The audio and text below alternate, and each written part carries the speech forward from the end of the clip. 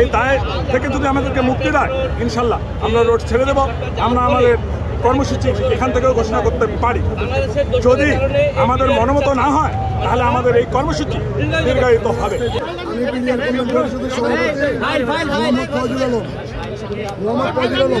আমরা 9 আগস্ট পুরো বাংলাদেশ মিডিয়াদেরকে নিয়ে বিডিআর কল্যাণ পরিষদের পক্ষ থেকে আমরা একটা একটা মানববন্ধনে ডাক দিয়েছিলাম।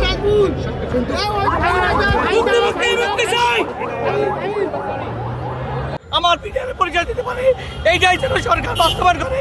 আমাদেরকে নিরাপদভাবে অন্যায়ভাবে সাজা দেওয়া হয়েছে বিভিন্ন মানে, কিন্তু আমাদের সরকার যে তদন্ত কমিটি গঠন করছে তার মধ্যে উল্লেখ করছে যে যারা বিচারাধীন এবং বিচার প্রক্রিয়া শেষ হয়ে গেছে তাদের কোনো উল্লেখ করা হবে না। কেন? আমরা কি বাংলাদেশের নাগরিক না? আমাদের অপরাধ কি? আমরা যদি বাংলাদেশের নাগরিক থাকি তাহলে আমাদের অধিকার, আমরা এই তদন্তের সাথে আমরা যদি নিরাপরাধ হয়ে থাকি তাহলে আমাদের অচিরে আমাদের যারা জেলবন্দি আছে তাদের মুক্তি দিতে হবে এবং আমাদের পুনর্বাসন সহ চাকরিতে মুন্ডনে বহাল করতে হবে।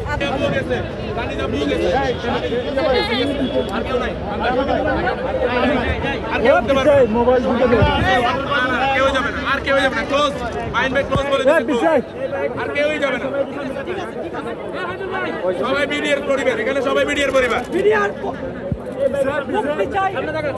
স্লোগান দেন, দিল্লি না মুক্তি মুক্তি মুক্তি চাই, মুক্তি মুক্তি মুক্তি চাই, মুক্তি। আমাদের দাবি, আমাদের যে সমস্ত অসহায় নিরপরাধ বিডিআর ভাইয়েরা আজও জেলখানায় বন্দী আছে, আমাদের দাবি আগামীকাল যে বিচার বসবে, আদালত বসবে, সেই আদালত যেন তাদেরকে জামিন দেয়। আমাদের মূল দাবি হচ্ছে আমাদেরকে যে ট্যাগ লাগানো হয়েছে বিদ্রোহের, আসলে আমরা তো বিদ্রোহ করি নাই। আর যদি আমরা বিদ্রোহ করতাম তাহলে তখনকার গভর্নমেন্ট কি করছে? একটা বিদ্রোহ হলে এত বড় একটা ঘটনা ঘটলো, এতগুলা মানুষ মারা গেল, তাহলে গভর্নমেন্টের কি ভূমিকা ছিল? এটা নিঃসন্দেহে পরিকল্পিত হত্যাকাণ্ড।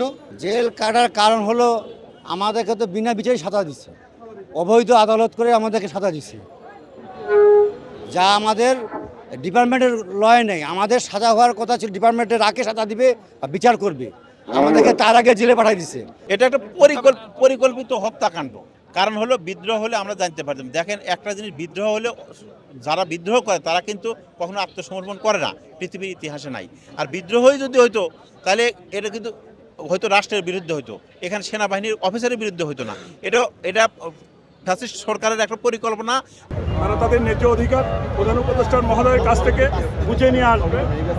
উনি যদি ওখান থেকে যদি প্রধান উপদেষ্টা মহোদয় যদি আমাদের ন্যায্য অধিকার আমাদেরকে বুঝিয়ে দেয়, আমাদের যে দায় মুক্তি, এই দায় থেকে যদি আমাদেরকে মুক্তি দেয় ইনশাল্লাহ আমরা রোড ছেড়ে দেব। আমরা আমাদের কর্মসূচি এখান থেকেও ঘোষণা করতে পারি। যদি আমাদের মনোমত না হয় তাহলে আমাদের এই কর্মসূচি দীর্ঘায়িত হবে এবং আমরা এদেশের জনগণ, এই দেশেই আমার জন্ম। আমি কি আমার ইচ্ছা ছিল না আমার আরো ভালো কিছু করার? কিন্তু আমি তা করিনি। না করেছি কি সার্বভৌমত্বকে রক্ষা করার জন্য।